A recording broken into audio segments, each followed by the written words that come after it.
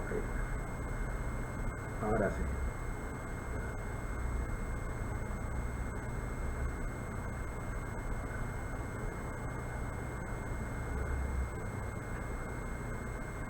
Ahora sí.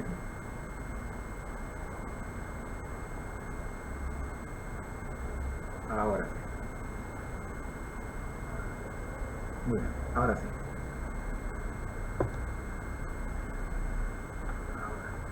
Bien, ya estamos.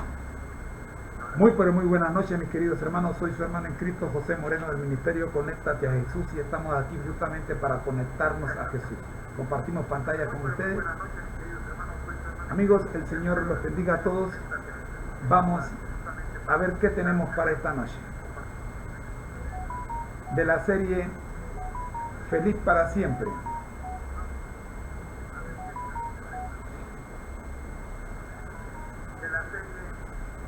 Esta noche vamos a ver Nehemías, un líder con propósito.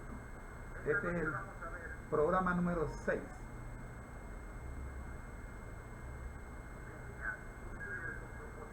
Nuestro lema: al que el Señor llama, capacita; al que envía, acompaña.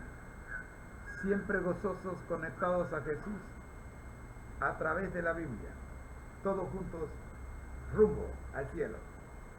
Nuestro objetivo, Juan 17:3, y esta es la vida eterna, que te conozcan a ti, el único Dios verdadero, y a Jesucristo, a quien has enviado. Es tiempo de orar. Amado Dios que estás en el cielo y que a través del Espíritu Santo tienes comunión con nosotros todos los días. Oramos, buen Dios, para que esta grabación que estamos haciendo pueda ayudar a los que se tomen tiempo para escucharla. Oramos en el nombre de Jesús, pidiendo su dirección. Amén. La Biblia al día. Nehemías, un líder con propósito. Tema número 6. Contrario a lo que diga la pantalla, estamos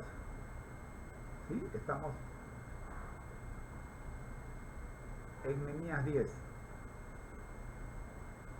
Pero no es para el 11, es para el 12 de febrero, aunque esta noche estamos grabando en la noche del 11, pero ustedes saben que el día cambia después de las 6 de la tarde. Elena G. de White nos tiene una serie de citas que hablan de Nehemías. Las hemos obtenido todas, y en 3 programas hemos tratado de presentarlas todas. Esta noche presentamos las últimas. La oración de Nehemías es un ejemplo para el pueblo de Dios hoy. Ese es el tema. El punto principal de la oración es recordarle a Dios sus promesas y reclamar su cumplimiento. Hemos visto 9 temas.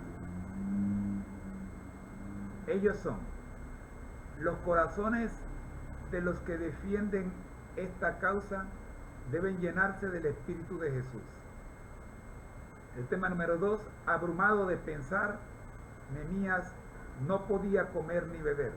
El número 3, mientras Nehemías oraba, se fortalecieron su fe y valor. El número 4, Nehemías reconoció su pecado personal en sus oraciones. Número 5, Nehemías se humilló ante Dios y le dio la gloria de vida a su nombre. El número 6, Nehemías oró, seguro de que Dios cumpliría su promesa. El 7, Nehemías formulaba sus oraciones de acuerdo con las necesidades del momento. Y el número 8, las oraciones de Nehemías eran vigorizadas por un propósito firme. Como Nehemías podemos orar en todo momento y lugar. La facultad de orar como oró Nehemías en un momento de su necesidad es un recurso del cual dispone el cristiano en circunstancias en que otras formas de oración pueden resultar imposibles. Los que trabajan en las tareas de vida, apremiados y casi abrumados de perplejidad, pueden elevar a Dios una petición para ser guiados divinamente. Cuando los que viajan por mar o por tierra se ven amenazados por algún grave peligro, pueden entregarse así a la protección del cielo. En momentos de dificultad o peligro repentino, el corazón puede clamar por ayuda a aquel que se ha comprometido a acudir en auxilio de sus fieles creyentes cuando quiera que le invoquen. Y hasta aquí el resumen de lo que hemos visto, 9 temas que ya hemos visto. Estamos en el contrario a lo que diga la pantalla, tema número 6.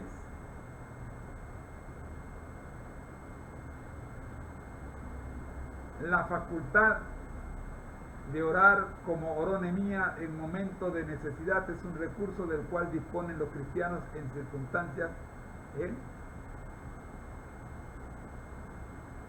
Bien.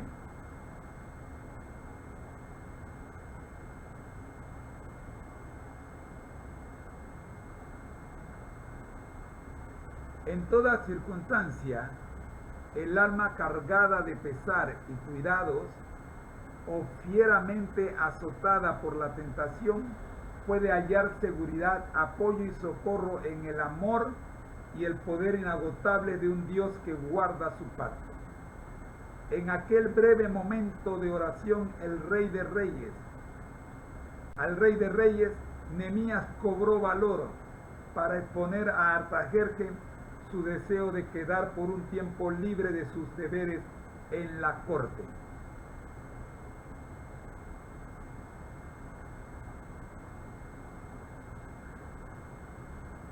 Y solicitó autoridad para edificar los lugares asolados de Jerusalén, para hacer de ella nuevamente una ciudad fuerte y defendida. De esa petición dependían resultados portentosos para la nación judaica. Y explica Nehemías, otorgómelo el rey según la benéfica mano de Jehová sobre mí.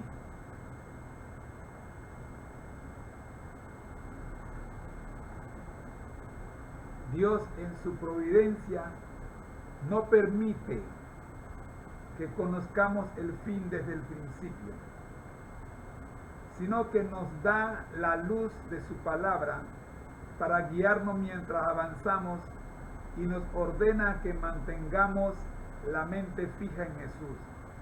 Doquiera estemos, cualquiera sea nuestra ocupación, debemos elevar el corazón a Dios en oración.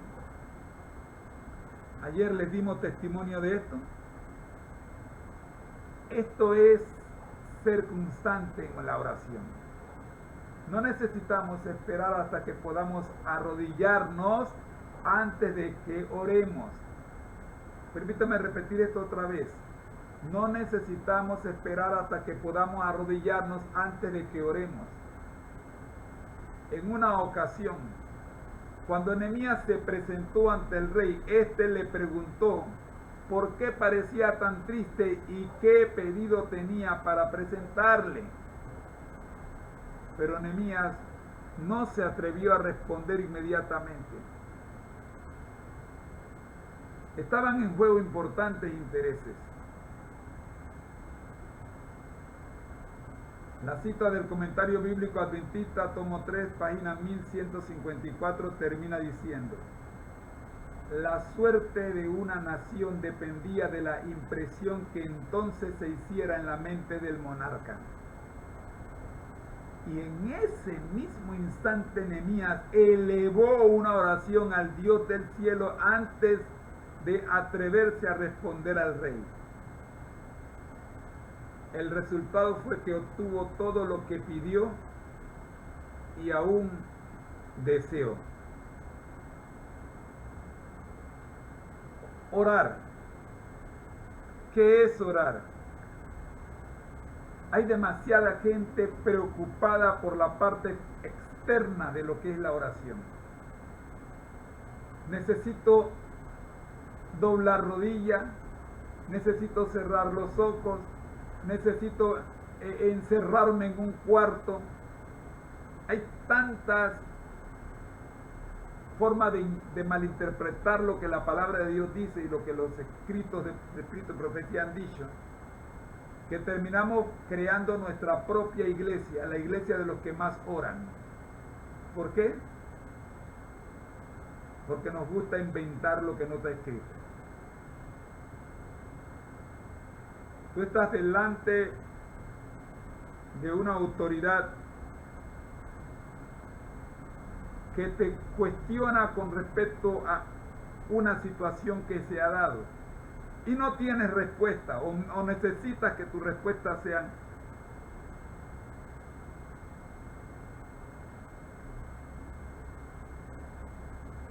solamente. Te puedo decir que el viernes se me presentó una situación con un cliente y no tenía respuesta. El cliente tenía toda la razón, nosotros habíamos fallado. ¿Cómo decirle que habíamos fallado? Tuve que orar a Dios para que el Señor me diera palabras, cosa de que el cliente no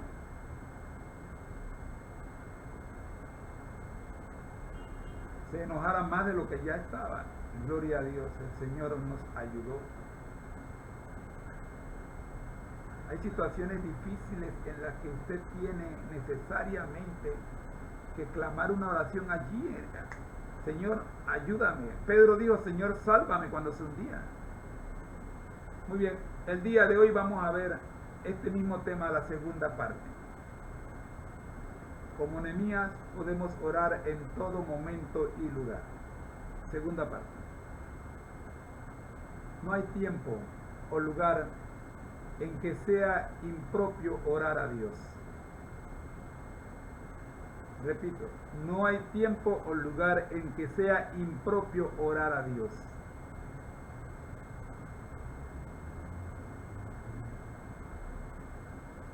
Alguien un día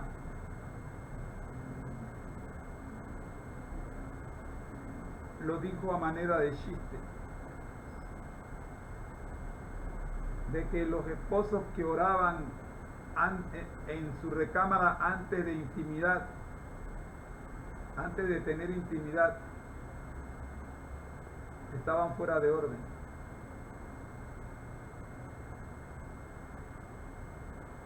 A esa persona que dijo esto, yo le digo que equivocado estás. Porque no hay tiempo o lugar en que sea impropio orar a Dios. Esa pareja de recién casados que van a su luna de miel, ¿cuánto necesitan orar antes de comenzar la luna de miel? Seguimos. No hay nada que pueda impedirnos elevar nuestro corazón en ferviente oración. No hay nada que pueda impedirnos. En medio de las multitudes y del afán de nuestros negocios, podemos ofrecer a Dios nuestras peticiones e implorar la divina dirección. Como lo hizo Nehemías cuando hizo la petición delante del rey Artajerjes. En donde quiera que estemos, podemos estar en comunión con Él. Debemos tener abierta continuamente la puerta del corazón e invitar siempre a Jesús a venir a morar en el alma como huésped celestial. Aunque estemos rodeados de una atmósfera corrompida y manchada, no necesitamos respirar sus miasmas. Antes bien, podemos vivir en la atmósfera limpia del cielo. Podemos cerrar la entrada a toda imaginación impura y a todo pensamiento perverso, elevando el alma a Dios mediante la oración sincera. En el curso del jueves, que es Dios y la sexualidad, vamos a profundizar en este tema, no se lo pierdan.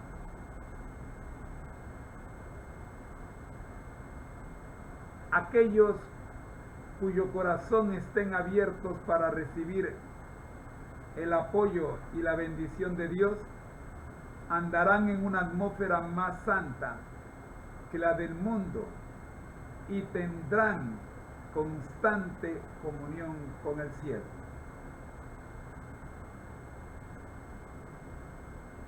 Muy bien.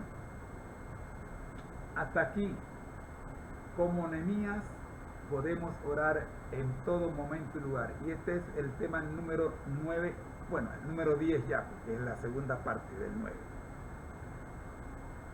Vamos al número 11.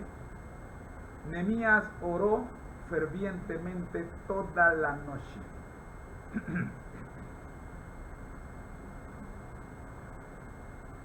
En secreto y silencio. Nehemías contempló su gira de inspección de los muros. Declara: y no sabían los magistrados dónde yo había ido, ni qué había hecho, ni hasta entonces lo había yo declarado a los judíos y sacerdotes, ni a los nobles y magistrados, ni a los demás que hacían la obra. En su dolorosa gira no quería él llamar la atención ni de sus amigos ni de sus adversarios, para no crear ninguna excitación y para que no se pusieran en circulación informes que pudieran derrotar o por lo menos obstaculizar la obra.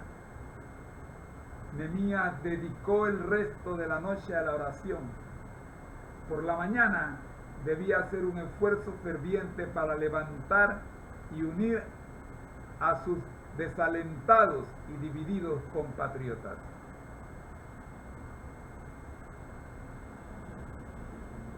Tema número 12. El éxito de Nehemías demuestra el poder de la oración. En su obra, Esdras y Nehemías se humillaron delante de Dios, confesaron sus pecados y los del pueblo, y pidieron perdón, como si ellos mismos hubiesen sido los culpables. Con paciencia trabajaron, oraron y sufrieron. Es increíble que muchos de nosotros queremos salir huyendo de la iglesia en cualquier momento que tenemos alguna desaveniencia. Hay que trabajar, orar y sufrir. No se olvide de ello.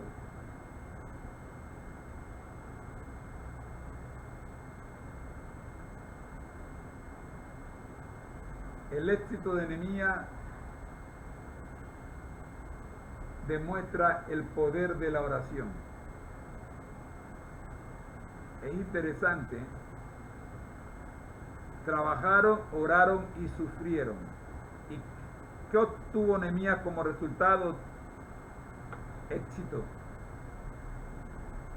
Lo que más dificultó su obra no fue la franca hostilidad de los paganos, listen to me please, sino la oposición secreta de los que se decían sus amigos, quienes, al prestar su influencia al servicio del mal, multiplicaba por 10 la carga de los siervos de Dios. esos traidores proveían a los enemigos del Señor material para que guerreasen contra su pueblo. Sus malas pasiones y voluntades rebeldes estaban siempre en pugna con los claros requerimientos de Dios. Sin comentario, creo que está claro, clarito como el agua. Ya Malaquías lo dijo, que tus peores enemigos están en tu propia casa. El éxito que acompañó los esfuerzos de Nehemías revela lo que logrará en la oración, la fe y la acción sabia y enérgica. La oración, la fe y la acción sabia y enérgica. No puedes orar como quien tiene que ver televisión o como quien tiene hambre. Esas oraciones cuando vamos a comer se entienden porque uno tiene hambre. Pero tu oración, tienes que sacar tiempo para orar. Tu fe se demuestra con la acción, una acción sabia y enérgica. Que tu sí sea sí, que tu no sea no. Nehemías no era un sacerdote ni profeta, ni pretendía título alguno, aunque sus enemigos le inventaron que él quería ser rey. Pero usted, lo vamos a ver más adelante. Fue un reformador suscitado para un tiempo importante. Se propuso poner a su pueblo en armonía con Dios, inspirado por su gran propósito, porque fue un líder con propósito, decidido a lograr toda la energía de su ser. Dedicó a lograrlo toda la energía de su ser. Inspirado por su gran propósito, dedicó a lograrlo toda la energía de su ser. Insisto en mencionar que toda, porque algunos de nosotros trabajamos a media. No ponemos toda la energía en nuestro ser. Y mis queridos hermanos, cerramos esta serie de Nehemías por Elena G. de White con esta última parte de la cita que dice: una integridad elevada e inflexible distinguió sus esfuerzos. Al verse frente al mal y a la oposición de lo recto, asumió una actitud tan resuelta que el pueblo fue incitado a trabajar con renovado celo y valor. No podía menos que reconocer la lealtad, el patriotismo y el profundo amor a Dios que animaban a Nehemías, y al notar todo esto, el pueblo estaba dispuesto a seguirlo a donde lo guiaba. Mis queridos hermanos, esto fue publicado el 29 de noviembre del año 2019 por Sola Escritura. Son etiquetas de Elena G. de White sobre Nehemías. Hasta aquí nuestro sexto estudio de Nehemías, un líder con propósito. Mañana vamos a seguir con Nehemías, pero ya no necesariamente con citas del Espíritu de Profecía. Vamos a tener otras citas de otros escritores que también hablan de Nehemías. Es tiempo de orar. Nuestro Dios que estás en el cielo, gracias Señor por el estudio de hoy. Oramos, buen Dios, para que las personas que están conectadas y los que se conecten a la grabación que queda en la red social puedan, Señor, disfrutar de la misma. Nehemías es un ejemplo claro para nosotros de cómo ser un líder con propósito. Gracias, Padre. Oramos en Jesús. Amén. Hasta aquí nuestra presentación de Nehemías, un líder con propósito, para el día de hoy. Ya está en pantalla. Vamos ahora a escuchar el capítulo 10 del libro de Nehemías en la Biblia. Vamos a compartir con ustedes el capítulo 10.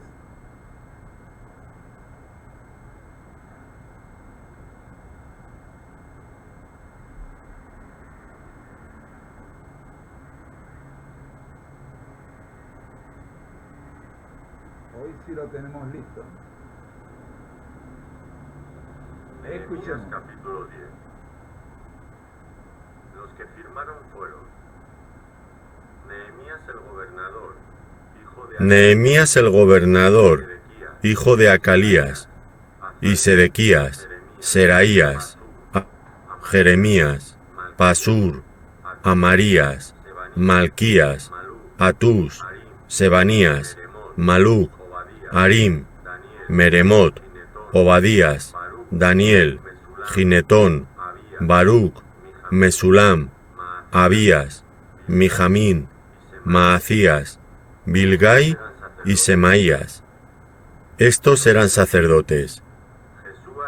Y los levitas: Jesúa hijo de Azanías, Binui de los hijos de Henadad, Cadmiel y sus hermanos Sebanías, Odías, Kelita, Pelaías, Anán, Micaía, Reob, Asabías, Zacur, Serebías, Sebanías, Odías, Bani y Beninu. Los cabezas del pueblo: Paros, Paaz-Moab, Elam, Zatu, Bani, Buni, Adgad, Bebai, Adonías, Bigbai, Adín, Ater, Ezequías, Azur, Odías, Asum, Bezai, Arif, Anatot, Nebai, Magpías, Mesulam, Ecir, Mesezabeel, Sadoc, Jadúa, Pelatías, Anán, Anaías, Oseas, Ananías, Asub, Aloés, Pila, Sobec, Reum, Asabna, Maasías, Ahías, Anán, Maluc, Harim y Baana. Y el resto del pueblo, los sacerdotes, levitas, porteros y cantores, los sirvientes del templo, y todos los que se habían apartado de los pueblos de las tierras a la ley de Dios, con sus mujeres, sus hijos e hijas, todo el que tenía comprensión y discernimiento, se reunieron con sus hermanos y sus principales para protestar y jurar que andarían en la ley de Dios, que fue dada por Moisés, siervo de Dios, y que guardarían y cumplirían todos los mandamientos, decretos y estatutos de Jehová nuestro Señor, y que no daríamos nuestras hijas a los pueblos de la tierra, ni tomaríamos a sus hijas para nuestros hijos. Asimismo, que si los pueblos de la tierra trajesen a vender mercaderías y comestibles en el día de reposo, nada tomaríamos de ellos en ese día, ni en otro día santificado, y que el año séptimo dejaríamos descansar la tierra, y remitiríamos toda deuda. Nos impusimos además por ley el cargo de contribuir cada año con la tercera parte de un siclo para la obra de la casa de nuestro Dios, para el pan de la proposición y para la ofrenda continua, para el holocausto continuo, los días de reposo, las nuevas lunas, las festividades y para las cosas santificadas, y los sacrificios de expiación por el pecado de Israel, y para todo el servicio de la casa de nuestro Dios.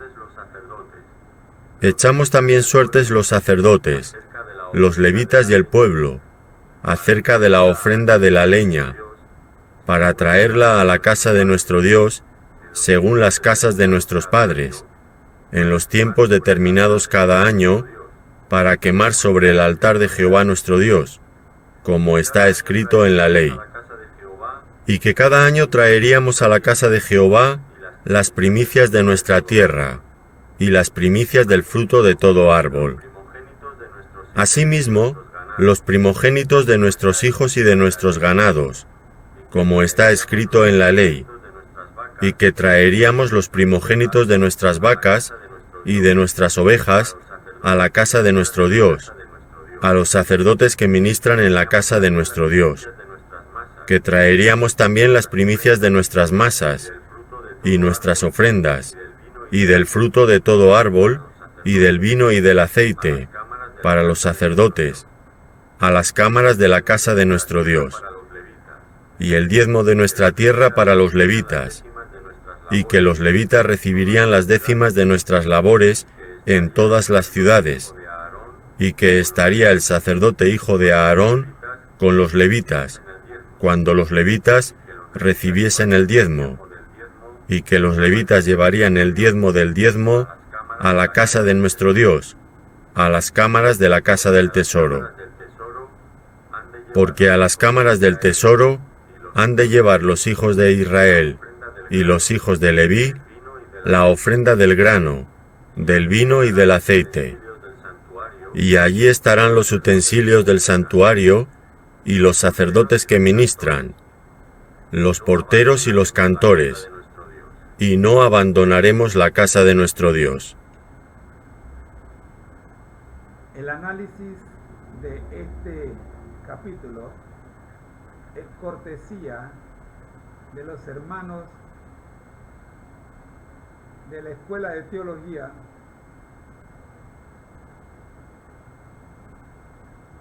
de la Universidad Adventista de Centroamérica.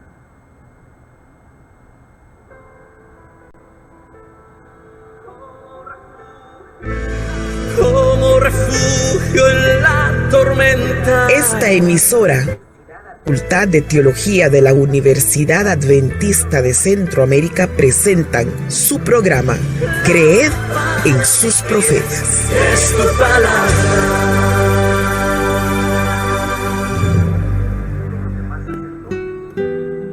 Todos los demás sacerdotes, levitas, porteros, cantores, servidores del templo, todos los que se habían separado de los pueblos de aquella tierra para cumplir con la ley de Dios, más sus mujeres, hijos e hijas, y todos los que tenían uso de razón, se unieron a sus parientes que ocupaban cargos importantes y se comprometieron, bajo juramento, a vivir de acuerdo con la ley que Dios les había dado por medio de su servidor Moisés, y a obedecer todos los mandamientos, normas y estatutos de nuestro Señor.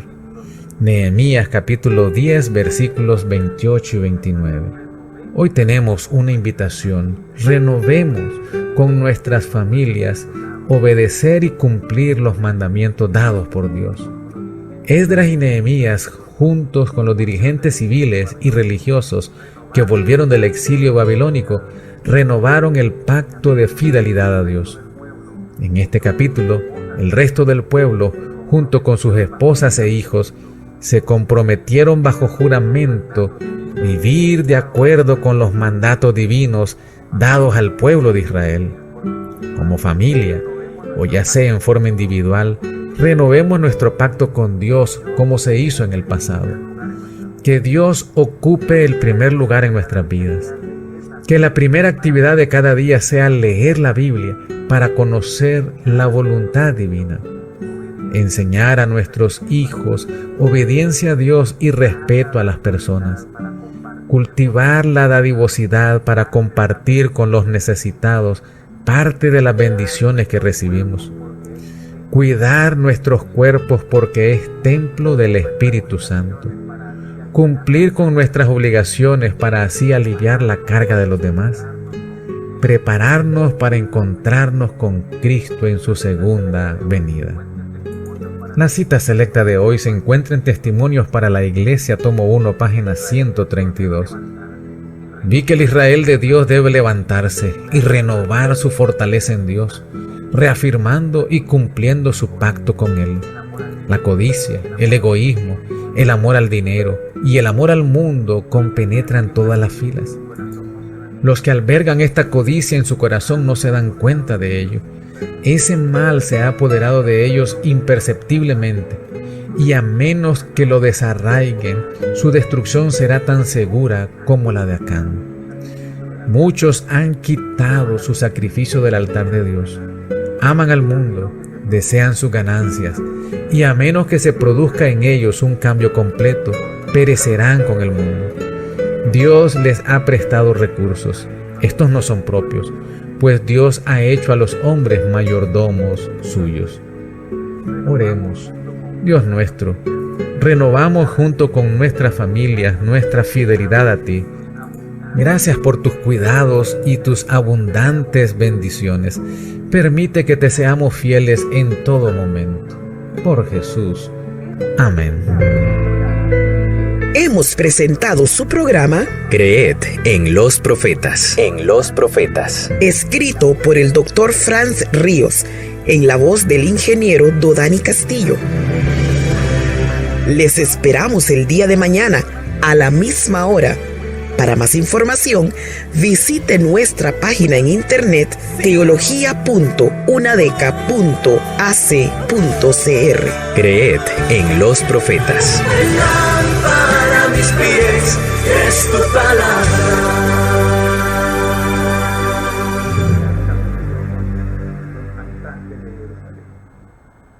Agradecemos a la Escuela de Teología de la Universidad Adventista de Centroamérica por su programa Creed en sus profetas. A continuación, vamos con ser semejantes a Jesús, usar las actitudes y los medios para la gloria de Dios. 12 de marzo.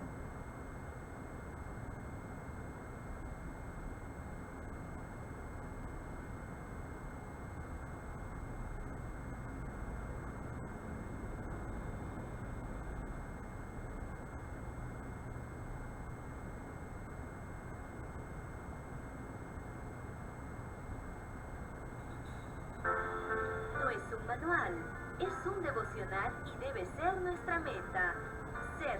Ser nuestra meta. Ser semejantes a Jesús. Aquí comenzamos. Bienvenido.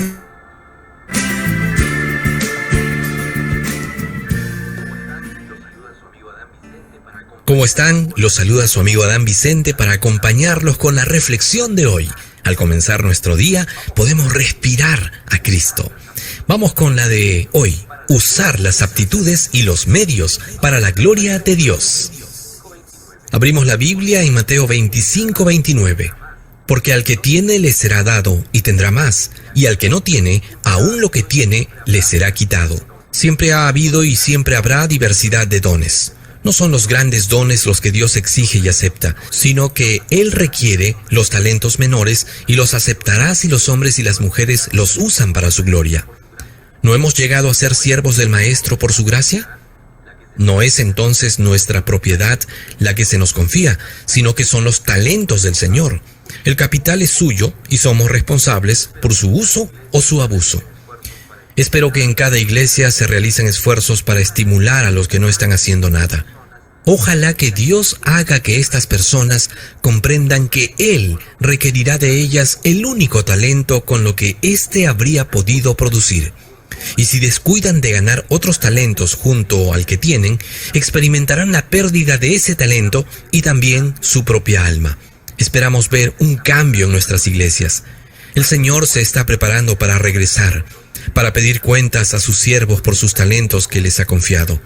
Que Dios tenga misericordia ese día de los que no hacen nada. Los que escuchen estas palabras de aprobación, bien hecho, buen siervo fiel, habrán obrado correctamente en el aprovechamiento de sus habilidades y recursos financieros para la gloria de Dios. ¿Quién saldrá en ayuda del Señor? ¿En ayuda del Señor contra el poderoso?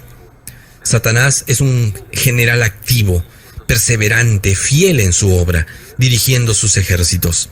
Tiene por doquier sus fieles centinelas. ¿Qué están haciendo los siervos de Jesucristo?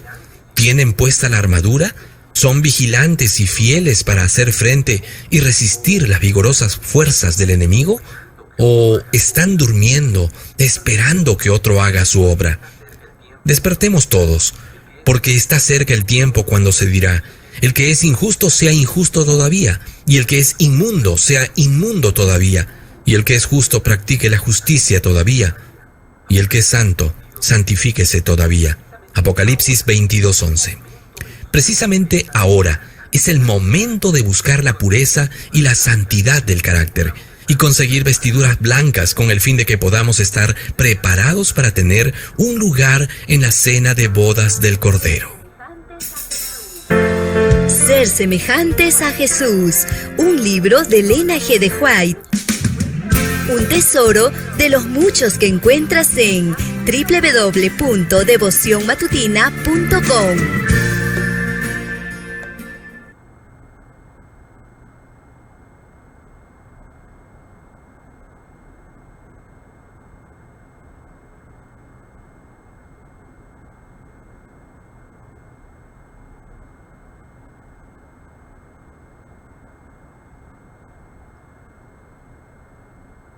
Muy bien, mis queridos hermanos, llegamos al plato fuerte del día de hoy. Las 28 creencias fundamentales. Nuestro libro texto En esto creemos. La página donde usted puede conseguir el libro está en pantalla.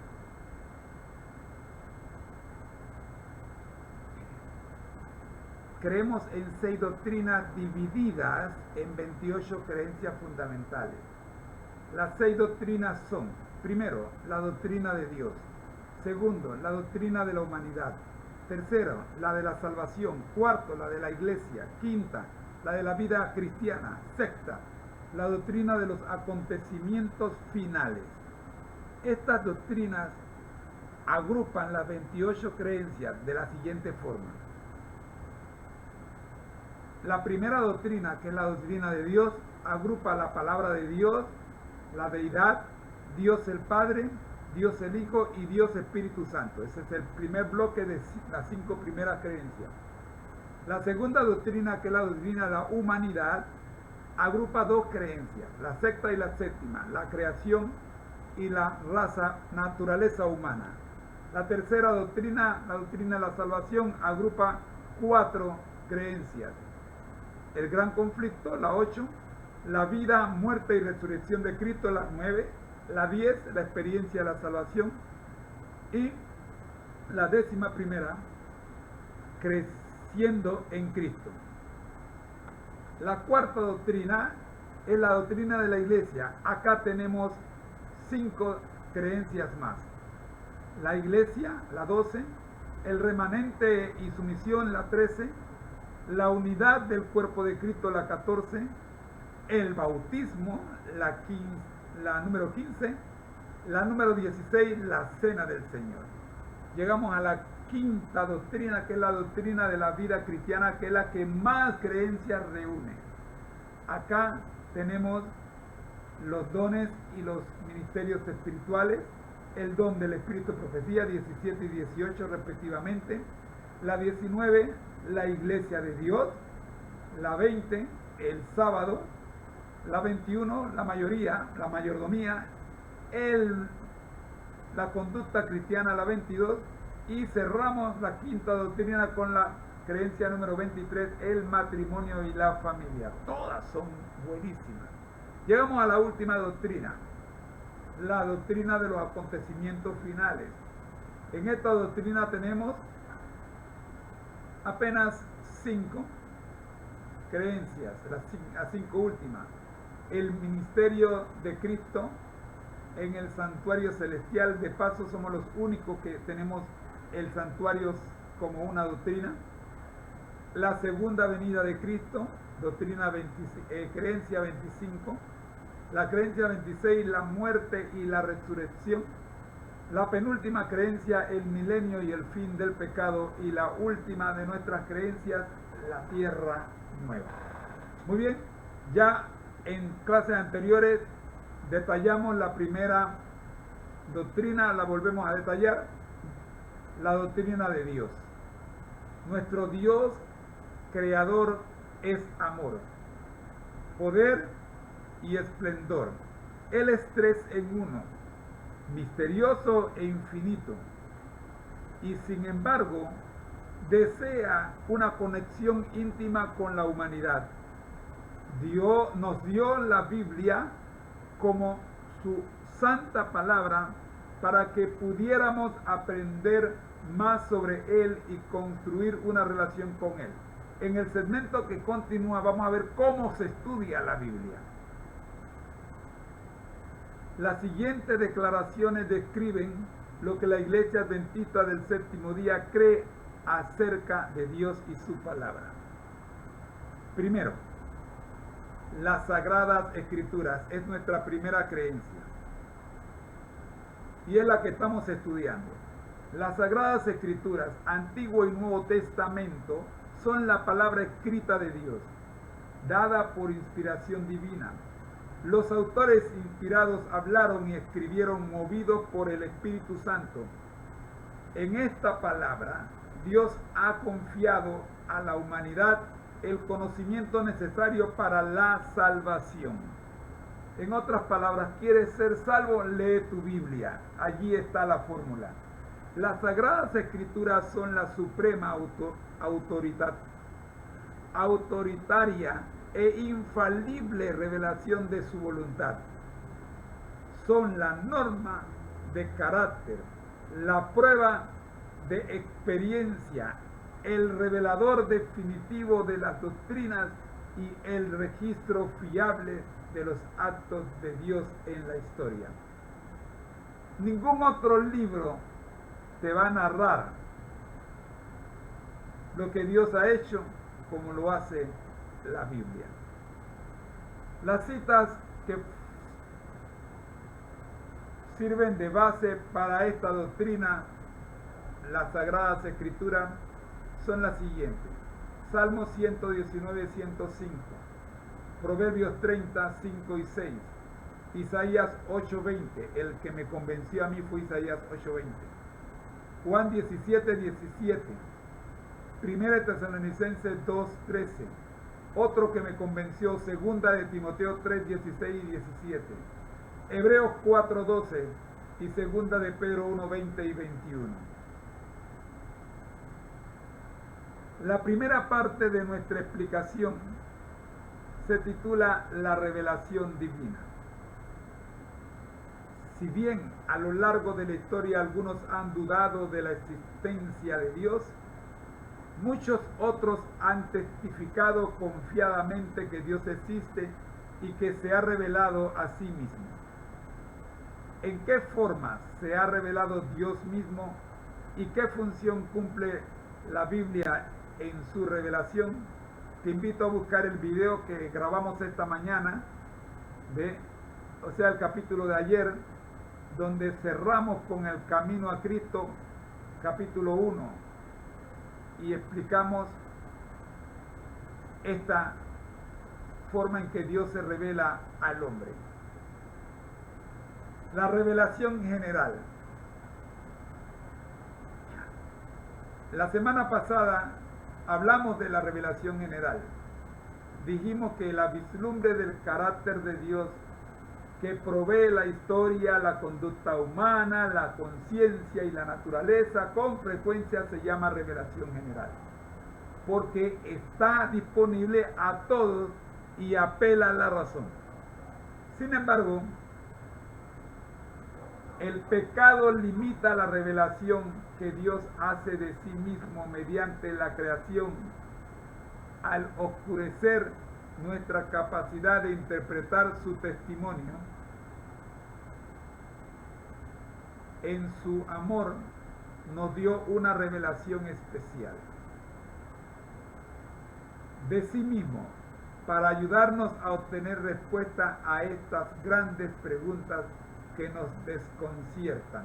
Por eso hoy iniciamos el estudio de la lección número 11 para nuevos creyentes, cuyo título es ¿Cómo interpretar la Biblia? No se pierda la última parte del estudio de hoy, que vamos a iniciar cómo interpretar la Biblia.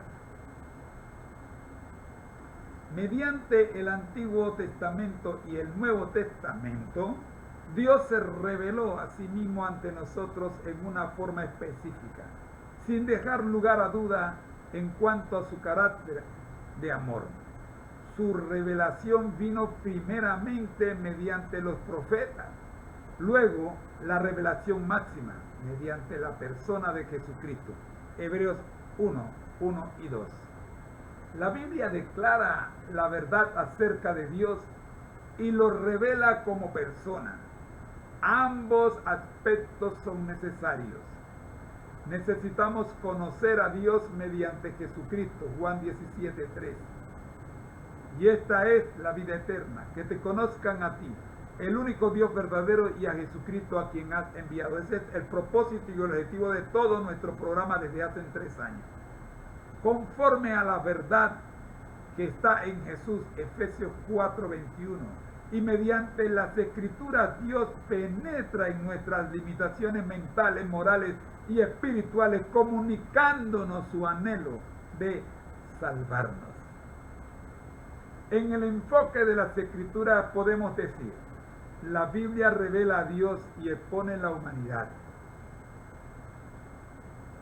Expone nuestra dificultad y revela su solución. Nos presenta como perdidos, alejados de Dios, y revela a Jesús como el que nos encuentra y nos hace regresar a Dios. Lindo, ¿verdad? En cuanto a la autoría de las Escrituras, queremos recordarle lo siguiente: la autoridad de la Biblia, tanto en asuntos de fe como de conducta, surge de su origen. Los escritores sagrados mismos la consideraban distinta de toda otra literatura. Se refirieron a ella como las Santas Escrituras. Eso lo podemos ver en Romanos 1:2, como las Sagradas Escrituras en 2 de Timoteo 3:15 y Palabra de Dios en Romanos 3:12 y Hebreos 5:12. Por cierto, todas estas citas, las 4 citas que hemos mencionado, son autoría del apóstol Pablo. Bien, mi querido hermano, hasta aquí el repaso. Ahora vamos a ver el tema de hoy: la inspiración de las Escrituras. Oremos. Nuestro Dios que estás en el cielo, suplicamos de usted, Señor, su dirección para presentar el tema de hoy con la mayor claridad posible. Por Jesús. Amén. La inspiración de las Escrituras. Pablo dice: toda la Escritura es inspirada por Dios. 2 de Timoteo 3:16. Como les dije hace un rato, este fue uno de los versículos que me convenció de que yo debería ser cristiano. Yo estudiaba ciencias y la ciencia me había alejado por completo de Dios. Pero cuando empecé a estudiar la Biblia Santo, la inspiración vino a mí y ya no me pude despegar de este libro. La palabra griega theopneustos, yo griego no sé, pero ustedes me ayudarán, traducida como inspiración, literalmente significa alentada de Dios. Theopneustos. Theopneustos. Alentada de Dios. Creo que Teo es Dios y Neutos es inspiración o aliento. Dios respiró. Eso es lo que dice. ¿Respiró qué cosa? Respiró la palabra en la mente de las personas que escogió. Por eso es que te inspiras cuando lees la Biblia. Porque Dios te está respirando en el oído. Santo. Ellas a su vez la expresaron en las palabras que se hallan en las Escrituras. Por lo tanto, la inspiración es el proceso mediante el cual Dios comunica sus verdades eternas. Teoneutos, ¿ok? Ahora bien,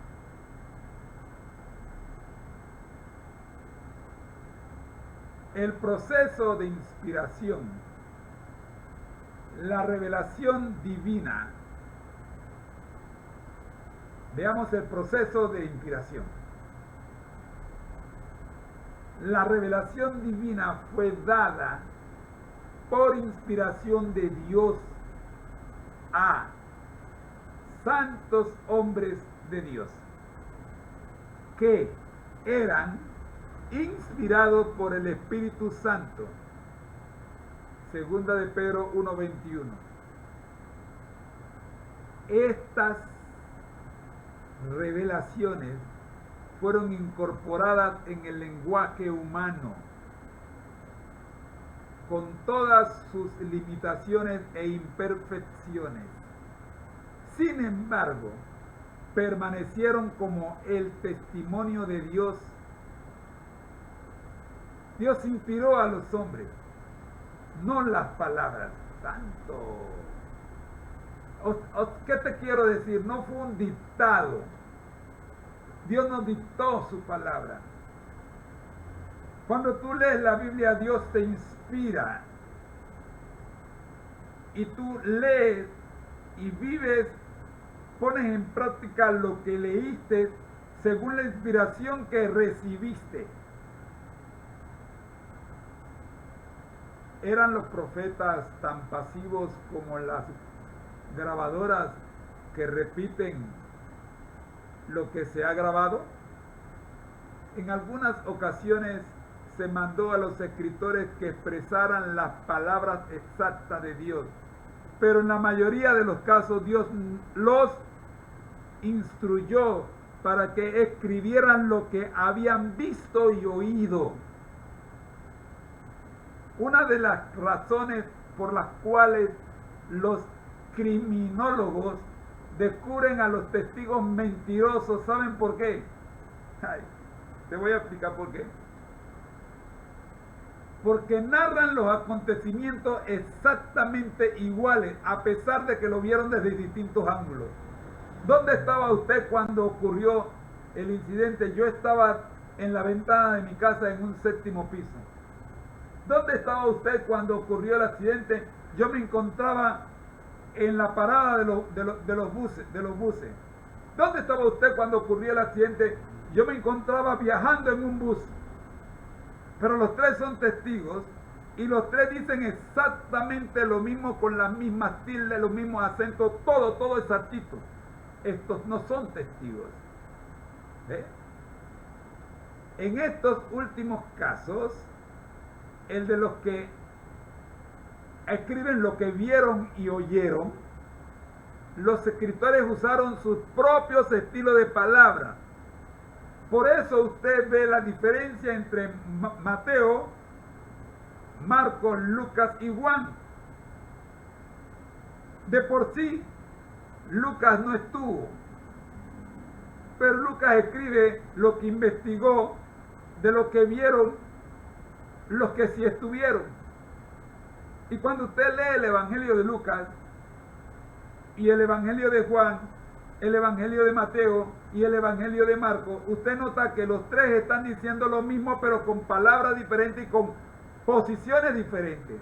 Algunos lo hacen más corto, otros lo hacen más largo, el mismo evento, Y algunos hasta los describen con 2 o 3 palabras, nada más. Eso se llama inspiración divina. Pablo observó que los espíritus de los profetas están sujetos a los profetas. 1 Corintios 14, 32. La inspiración genuina no anula la individualidad ni la razón,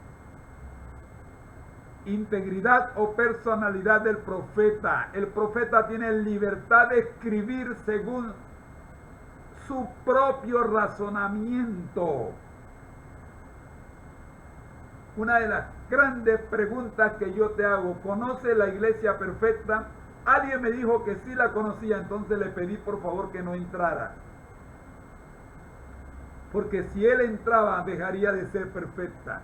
No existe el varón de Dios perfecto. Todos tenemos errores. Cuando escribimos, a pesar de que estamos describiendo el mismo evento, lo vemos con pequeñas diferencias entre uno y el otro, pero siguen siendo el mismo evento. La esencia misma no se pierde, salvo aquellos que intencionalmente quieren escribir lo que no vieron, o las cosas como no fueron. En cierto modo, la relación entre Moisés y Aarón ilustra la que existe entre el Espíritu Santo y el escritor. Dios dijo a Moisés: yo te he constituido Dios para Faraón, y tu hermano Aarón será tu profeta. Tremendo.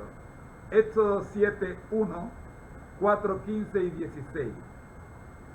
Moisés informó a Aarón los mensajes de Dios, y Aarón a su vez los comunicó a Faraón en su propio estilo y vocabulario. Recuerden que Moisés dijo que él era torpe para hablar, así que le asignaron a Aarón para que hablara por él.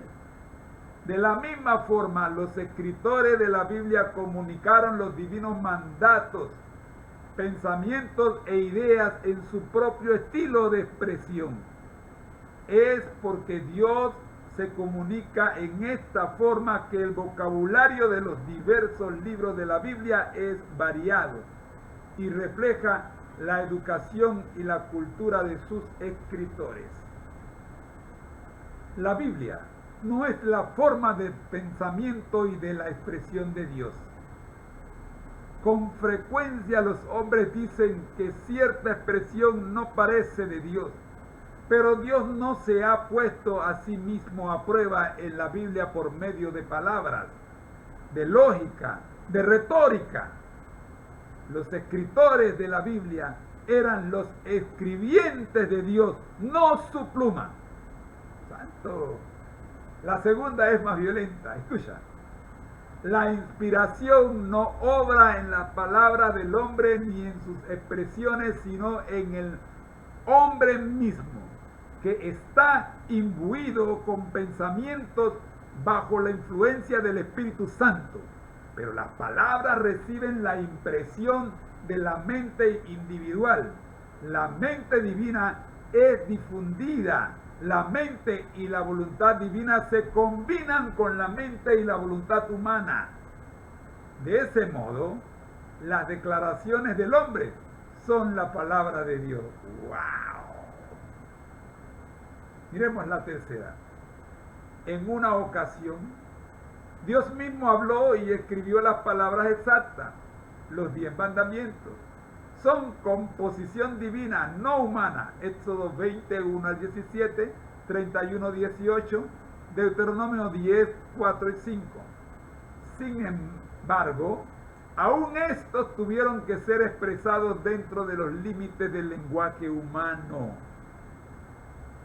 La Biblia, entonces, nuestra cuarta cita, es la verdad divina expresada en el idioma humano. Imaginémonos tratando de enseñar física cuántica a un bebé.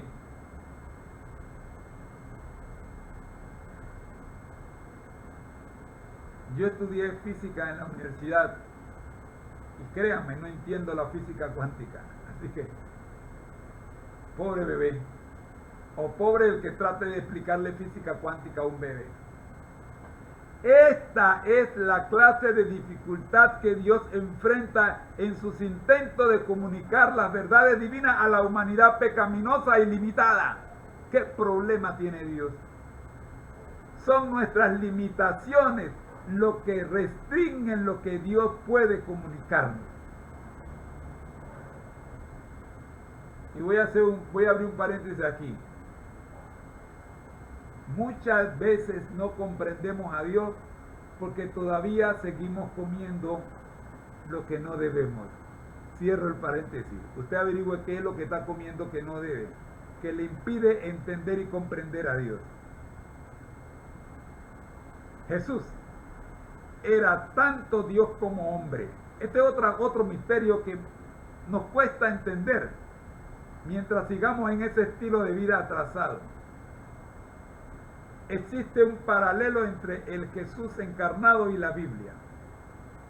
Jesús era tanto Dios como hombre, lo divino y lo humano hecho uno, de modo que la Biblia es lo divino y lo humano combinados.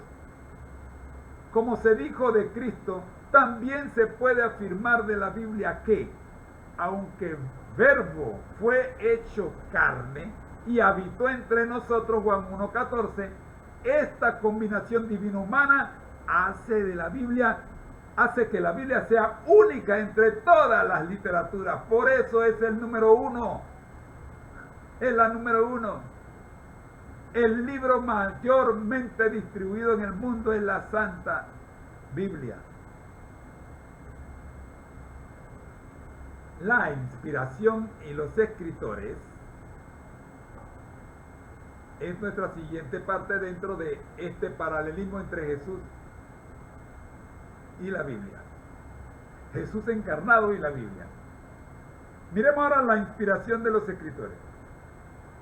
El Espíritu Santo preparó a ciertas personas para que comunicasen la verdad divina.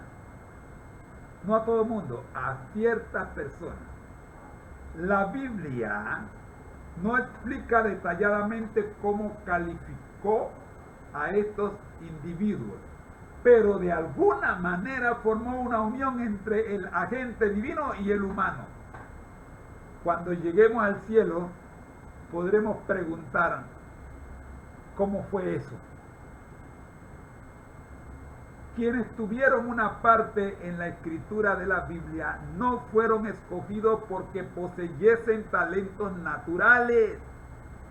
Tampoco la revelación divina convierte necesariamente a una persona o le asegura una vida eterna.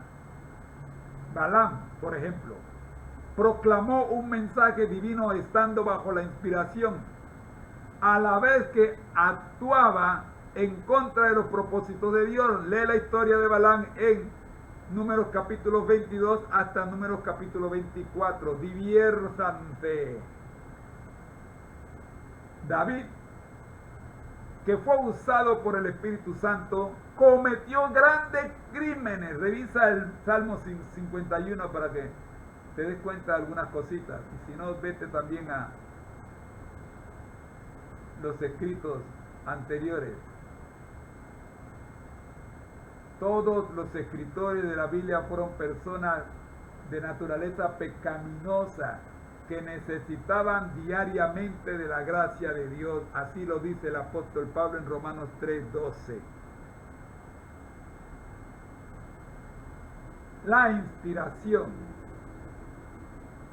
que experimentaron los escritores bíblicos fue más que la iluminación o la dirección divina,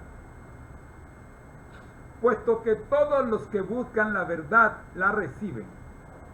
En realidad, los escritores bíblicos a veces escribieron sin entender plenamente el mensaje divino que estaban comunicando. Lee 1 de Pedro 1, 10 al 12. La respuesta de los escritores a los mensajes que portaban no eran todas iguales. Daniel y Juan dijeron sentirse grandemente perplejos en cuanto a sus escritos, Daniel 8:27 y Apocalipsis 5:4. Y Pedro indica que otros escritores se escudriñaron en busca del significado de sus mensajes o de los de otros, primera de Pedro 1:10. A veces otros individuos temían proclamar un mensaje inspirado y otras veces hasta altercaban con Dios. Revisa Habacuc 1. Mi favorito, Jonás 1:1 al 3 y 4:1 al 11.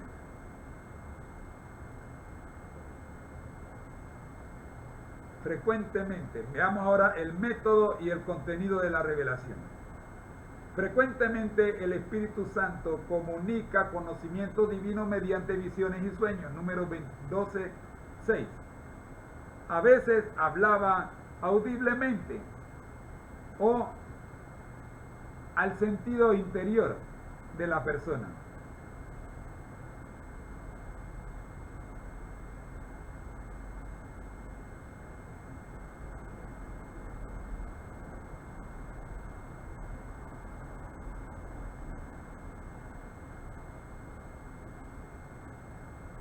Uno, dos, tres. 1, 2, 3, probando. Ok. A veces hablaba audiblemente o al sentido interior de la persona. Dios le habló a Samuel al oído. Primera de Samuel 9:15.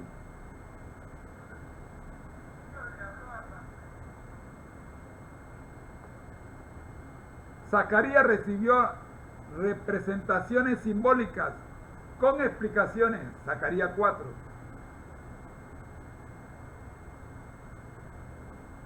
En cuanto al contenido de las revelaciones, a algunos escritores el Espíritu Santo les reveló acontecimientos que aún tendrían que ocurrir, Daniel 2, 7, 8 y 12.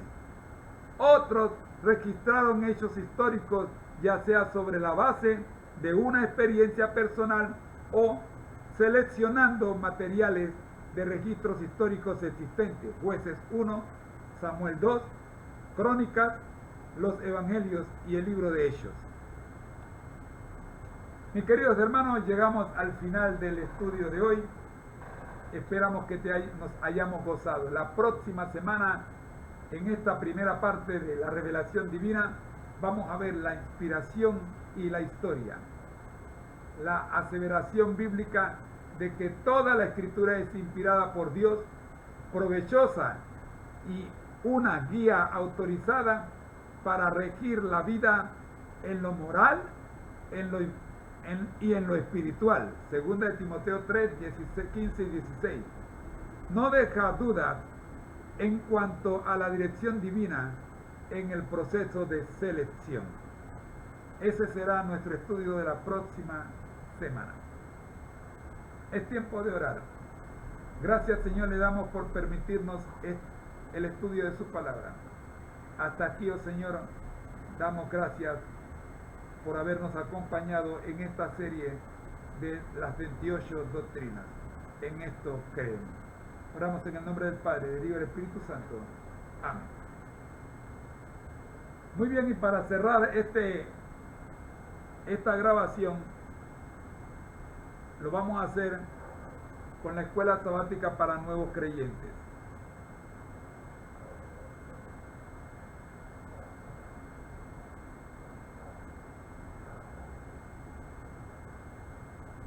Iniciamos la lección número 11 del primer trimestre en Marcha con Jesús. Esta lección número 11 lleva por título ¿Cómo estudiar la Biblia? Nuestro versículo a memorizar, pero antes del versículo a memorizar, tenemos las preguntas a resolver. Las preguntas a resolver, como siempre, son 3 preguntas. La primera de ellas: ¿qué conviene hacer para entender la Biblia? La segunda: ¿cuánto tiempo se requiere para entender lo que la Biblia dice? Y la tercera: ¿Qué recursos pueden ayudarnos a conocerla mejor? Ahora sí, nuestro versículo para memorizar es Isaías 55:11. Así será mi palabra que sale de mi boca. No volverá a mí vacía, sino que hará lo que yo quiero y será prosperada en aquellos por lo cual la envié. Gracias, Señor, le damos por permitirnos hoy, Señor, iniciar el estudio de la lección número 11. Oramos en el nombre de Jesús. Amén. El concepto clave de esta semana: interpretación. La Biblia fue escrita en una época, cultura e idiomas muy diferentes a los actuales. Por eso es necesario conocer algunos aspectos que nos ayuden a comprender el mensaje bíblico en el marco en que fue dado y nos permitan aplicar correctamente los principios bíblicos a las nuevas situaciones del mundo moderno. Voy a dar un ejemplo que no preparé, pero que ahora a mi mente ha llegado. Y es cuando Jesús dijo que le era más fácil a un camello entrar por la aguja, que a un rico al reino de los cielos. ¿Saben? Cuando Jesús habló de el ojo que llama aguja, ¿sabe a qué se refería? Resulta que en el antiguo Israel, toda ciudad tiene dos entradas. Una principal por donde entraban los carros, los caballos y todo lo demás con su mercancía, y una puerta pequeña por donde entraba la gente. Esa puerta pequeña le llaman aguja, ojo de una aguja. A eso se refería Jesús. Sin embargo, inclusive hay predicadores que van al púlpito y llevan una aguja. Una aguja, la aguja que usan para coser, la llevan como muestra para decir que Jesús se refería al ojo de esa aguja. Por eso es necesario estudiar, como ya dije anteriormente, la cultura y los idiomas de la época.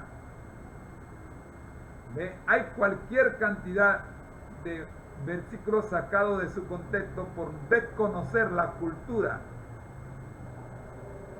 en el contexto en el que se mencionó y en el que se escribió el versículo. La primera parte de este estudio se titula Jesús aquí y ahora. La Biblia es una recopilación de 66 libros escritos por personajes que vivieron en diferentes ámbitos culturales en un periodo de unos 1500 años. Se requiere algo más que una simple lectura de la Biblia para poder entenderla. Esta semana comenzaremos a aprender cómo estudiar la Biblia con el máximo aprovechamiento. Voy a traer muy pocas ilustraciones esta semana porque este estudio ya tiene bastantes ilustraciones claras. Por lo tanto, vamos a concentrarnos mayormente en la cartilla esta semana.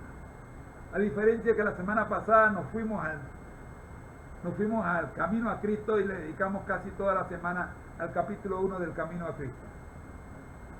Miremos 4 aspectos que nos presenta el día domingo.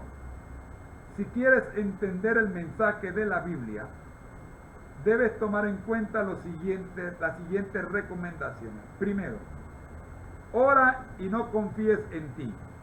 La segunda, dedica la mayor parte de tu tiempo a las sesiones más sencillas de las Escrituras. La tercera, dedica la mayor parte de tu tiempo a leer la Biblia, no necesariamente a realizar búsquedas en una concordancia. Y la cuarta, consulta a otros autores antes de llegar a una conclusión. A partir de mañana, lunes, vamos a estar desglosando cada una de estas 4 partes y lo vamos a hacer a lo largo de toda la semana. Es tiempo de orar. Nuestro Dios que está en el cielo, gracias le damos, Señor, por habernos permitido transmitir en vivo y a la vez grabar este programa con el cual iniciamos el estudio de la semana. Oramos, buen Dios, en el nombre del Padre, del Hijo y del Espíritu Santo. Amén. Esta ha sido una producción del Ministerio Conéctate a Jesús, buscando así cumplir la gran comisión.